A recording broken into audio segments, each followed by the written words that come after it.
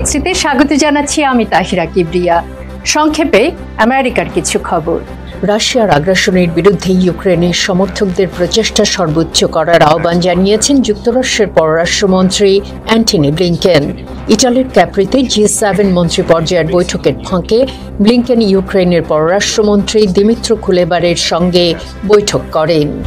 জাতিসংঘে নিযুক্ত যুক্তরাষ্ট্রের দূত লিন্ডা টমাস গ্রিনফিল্ড বৃহস্পতিবার টোকিওতে বলেছেন, যুক্তরাষ্ট্র, জাপান এবং দক্ষিণ কোরিয়া সহ তার মিত্ররা উত্তর কোরিয়ার বিরুদ্ধে নিষেধাজ্ঞা কার্যকর করার জন্য ভিন্ন বিকল্প খুঁজছে।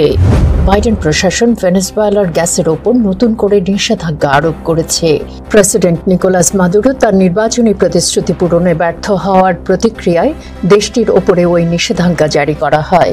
তবে তিনি নিষেধাজ্ঞা প্রত্যাখ্যান করে বলেন, ভেনেজুয়েলা তার অর্থনীতিকে টিকিয়ে রাখতে পারে। আজ এ পর্যন্তই। Tahira Kibria, voice of America, Washington.